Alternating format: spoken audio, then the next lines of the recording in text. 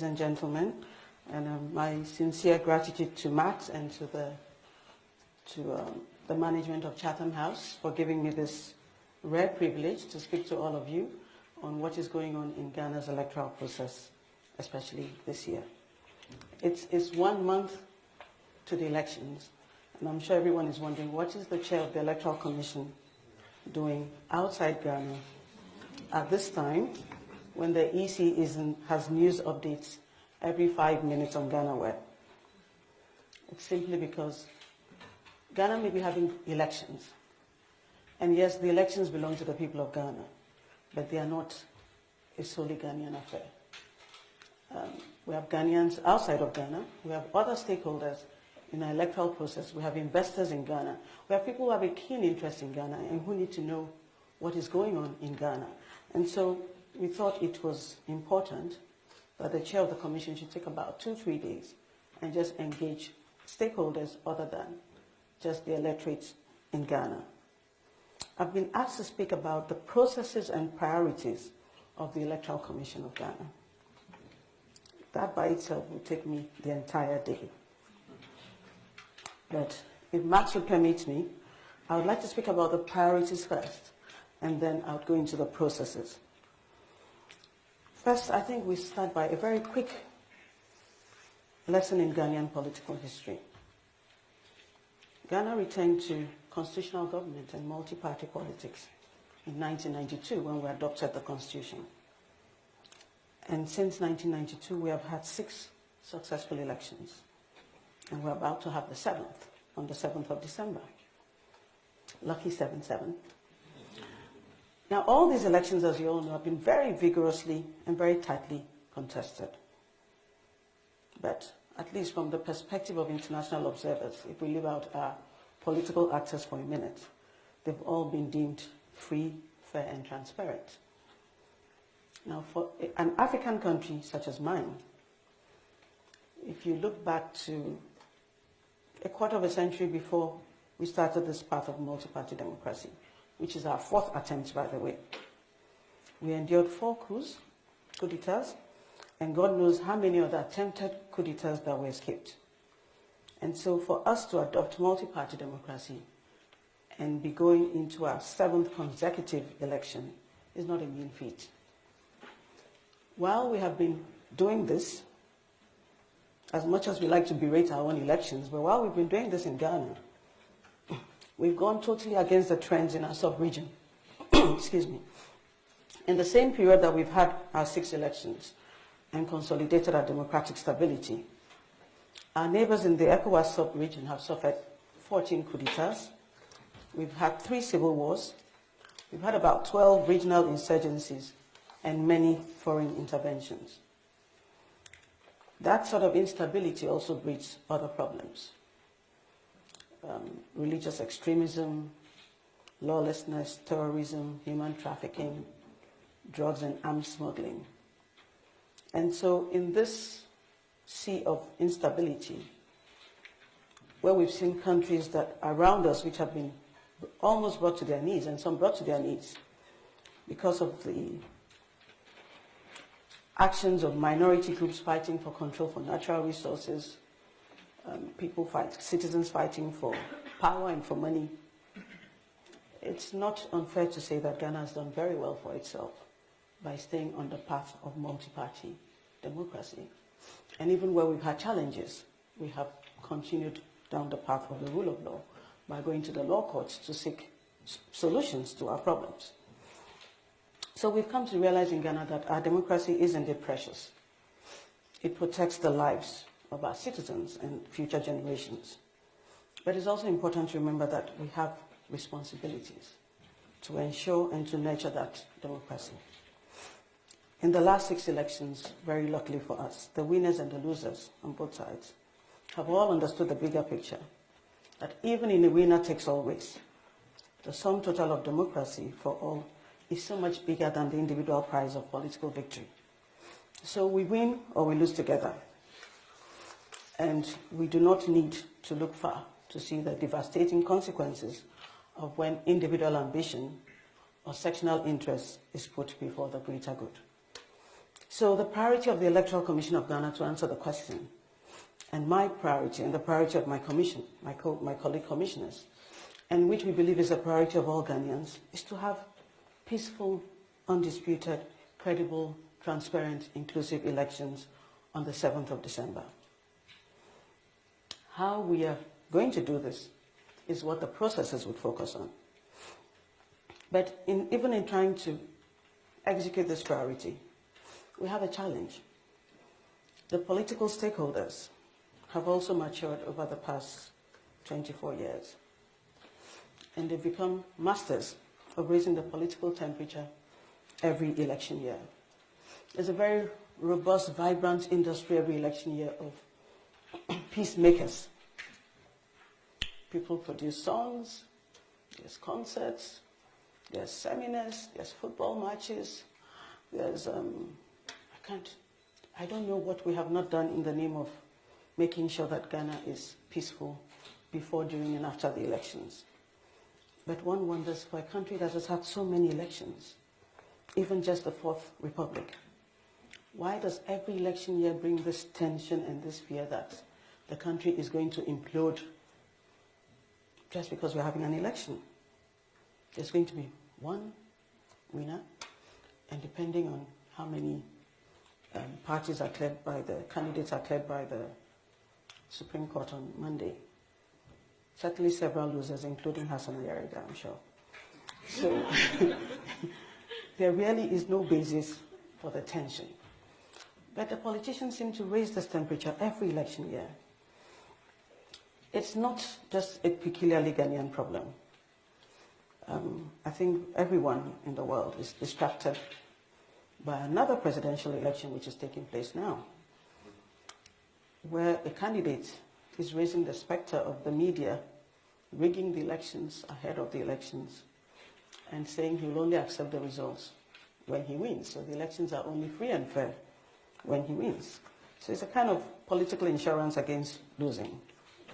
But for us in Ghana, we recognize that we have a legacy to protect and a very real challenge in doing that this December. So how exactly are we at the EC going to ensure that this election is a triumph and not a disaster? Yes, we've had 6 successful elections, but there's no reason to remain complacent, particularly from the 2012 elections where the results were challenged. The results of the presidential elections were challenged at the Supreme Court. Yes, the Supreme Court upheld the results announced by the Electoral Commission, but that also meant that there was some kind of sitting back and taking a look at the processes that led up to the dispute and making sure that we do not go down that path again. And so we've done a lot of work. We set up a reform committee which had members of the political parties, civil society, to sit and look not just at the recommendations that were made by the Supreme Court judges, but also to look at the entire spectrum of the elections and to see where we could have improvements to ensure that the elections are more credible, more transparent, and more inclusive. So a lot of work went into that. Of the 29 recommendations that were made, the Electoral Commission accepted 27 of them, which we have systematically implemented and we're implementing this year. And so, for instance, there was an issue about the quality of the temporary staff that we use in the elections. There was a famous case of a presiding officer on the result sheets writing 270 in numerals and writing 270 in words rather than 270. So clearly, either he was really stressed or he just didn't learn his numbers very well. But then, there were also party agents who signed on the 270. It did tell us that there's some work we need to do. So we've done some work in how we recruit our election officials. This year, we're going to be using about 146,000 of them. If you're hiring people, so many people, to perform very sensitive tasks on election day, on very short-term basis, then you have to focus a bit more on the caliber of the people you are bringing in. And also, of course, their qualifications, and then before you can focus on the training. We have made sure that we've extended the training that we're giving them. We changed the way we go about the recruitment. We set up an online portal where they could apply, so we could do the sifting at the head office level and we could control the standards. And then after the shortlisting, then the interviews could be done at the regional and district levels. So we're certain that we're getting better caliber people. We're training them better. We've also ensured that the new regulations which we're using for the elections include offenses and sanctions for officers who do not do their work properly. We have also done a lot of internal reforms because we realized that you could not sit all the consistent electoral reforms on a weak internal machinery. So we took our time to create a 5-year strategic plan, which creates a more robust internal administrative system upon which we can roll out all the new electoral reforms and perform even better for the electorate. We have restructured the Operations Directorate. We have broken some departments that were too big so that they could focus their energy. So for instance, instead of having human resource and general services, we separated the admin totally from the human resource so that the human resource department could focus more on staff training, staff recruitment, staff performance management. We have revamped our communications department so it is more open, more responsive, more proactive. We have increased the numbers. We've given them more training to enhance their capacity. In terms of the electoral reforms, we've done a lot of work. And some of this we have already seen from when we started the registration process. We introduced continuous voter registration so that not just the periodic registration, but especially from next year, this will be rolled out fully when every month people who have turned 18 or who have never registered before have the opportunity to go and register.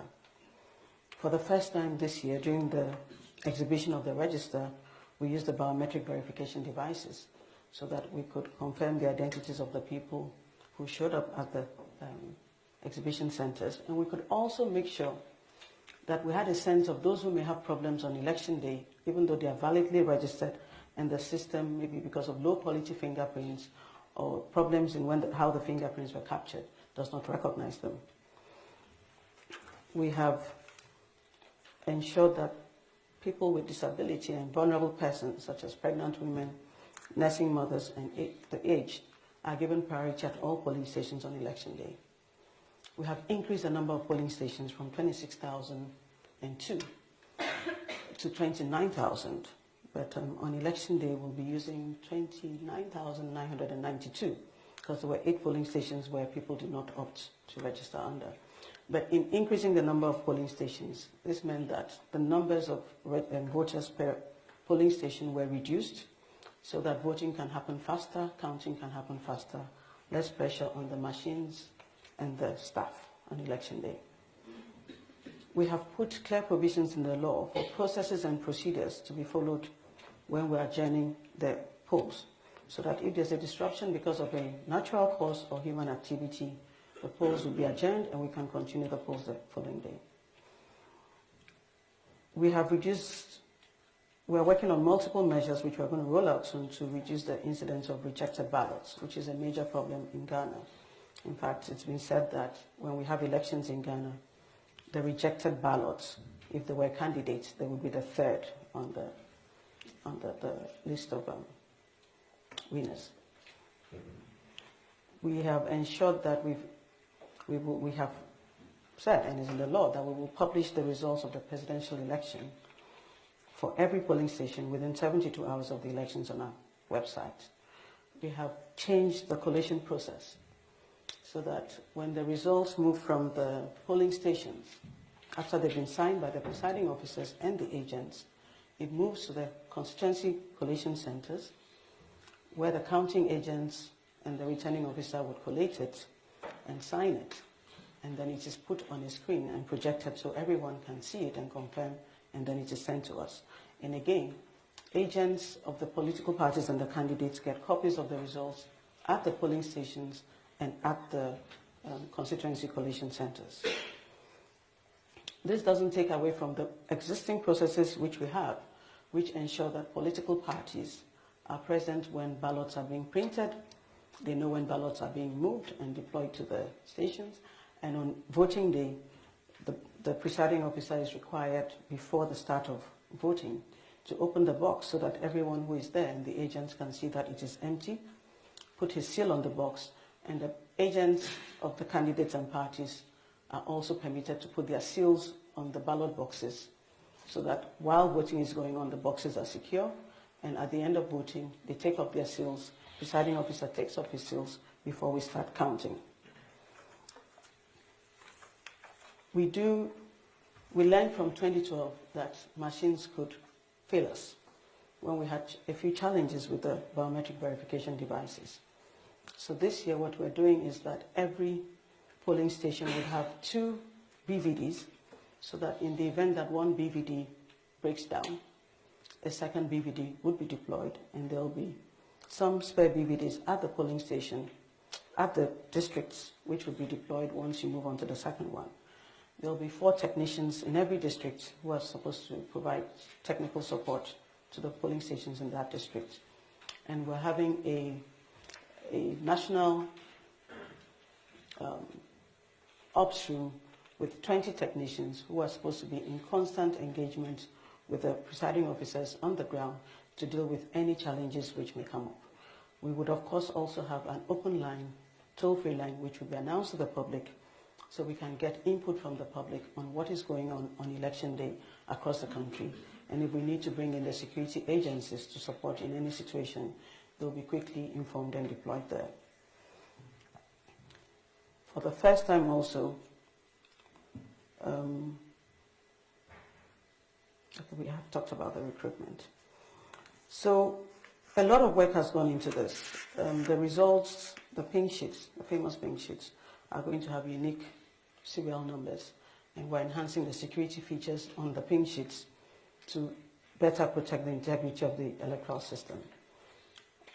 Of course, the usual things where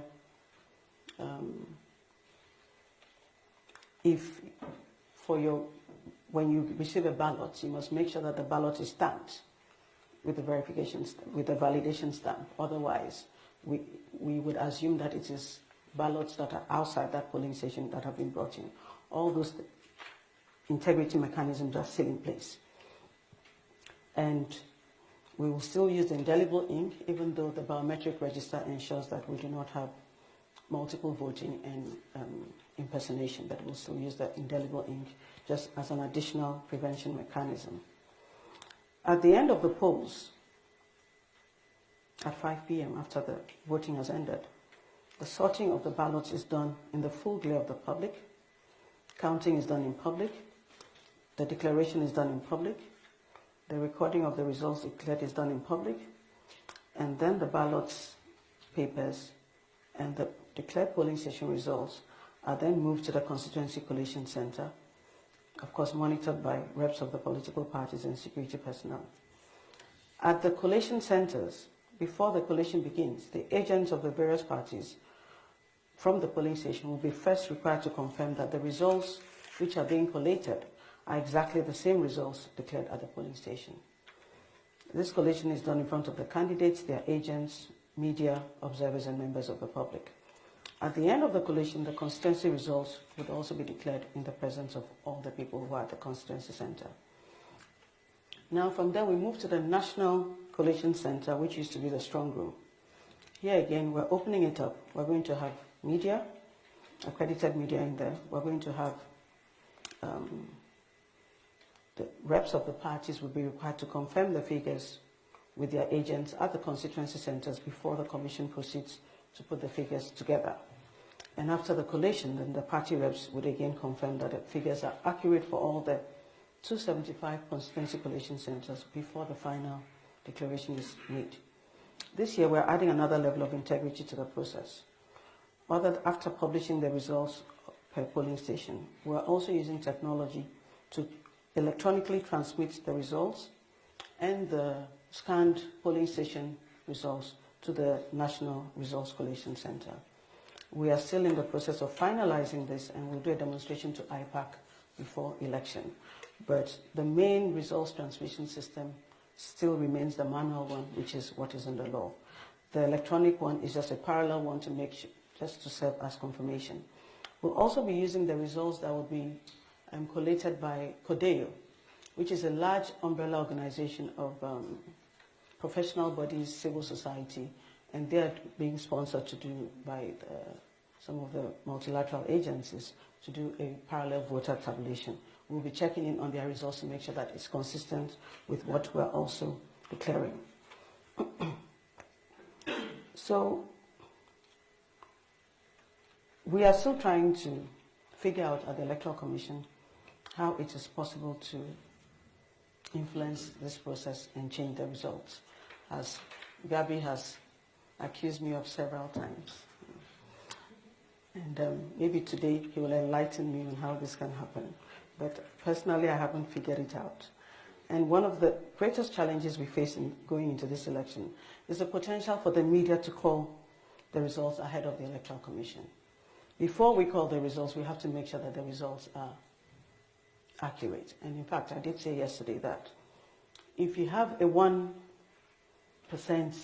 margin, it means that it is really close. And so rather than declaring, it would be more prudent to stop and do a total check through again before you declare, especially in such a high-stakes game.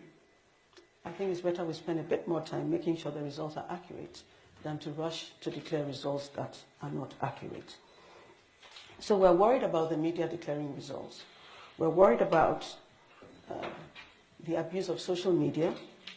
If people start sending out stories which are not true, and then this could cause chaos, and we may not have enough time, even with the security agencies, to react to this and correct it, and some damage has been done. So we really do need to work closely with the political parties and all the stakeholders for everyone to understand the risk inherent in behavior that is not proper, that is untoward, and the fact that this has consequences for all of us and not just the Electoral Commission. It is the future of our nation that is at stake, and it is important that we hold ourselves to a higher standard. From the perspective of the Electoral Commission, we're doing everything we can to make sure that the elections are safe, people can vote without intimidation, to make sure that we follow the law in all situations, no matter how difficult it is, to make sure that we do what is right according to law and to conscience. But we need the political actors to work with us. There have been instances of violent attacks on some properties and officials of the Electoral Commission this year during the limited voter registration and voter transfer exercises. And it's getting difficult now to send staff out after those incidents have happened to again continue with the work. And so some of these activities have been disrupted in some districts. There's also been a lack of criminal prosecution, which only emboldens the perpetrators to continue. And so we've been working closely with the security agencies to call on them to treat electoral offenses as criminal offenses and to treat it with all the seriousness that it deserves in the interest of the entire country. We have identified about 81 constituencies which we think are flashpoints for violence. The police have identified over 5,000 polling stations as hotspots. So we have had to work very closely with the police, and we know that they're engaging the political parties to come down on the violent rhetoric and just act in a more responsible manner so that we can all have peace before, during, and after the elections. We are resolute at the Electoral Commission that we would deliver good elections this year. A lot of work has gone into this. We've done all kinds of backup plans to make sure that if anything fails, there's a plan in place to support the process. We are very confident that we will succeed. We have history on our side, we have experience on our side, and we have a reputation for delivery in Africa. I'm convinced that all the recent reforms which we have implemented and we're still implementing have strengthened and modernized our process and also strengthened the institution. And come December 7th, I'm certain that Ghana would have very successful elections that would be the admiration of the continent. I did promise Max that I will not speak for long so I can have more time to take questions. And so I'll end here, and it will be my pleasure to take your questions, your inputs, and of course, your suggestions. Thank you.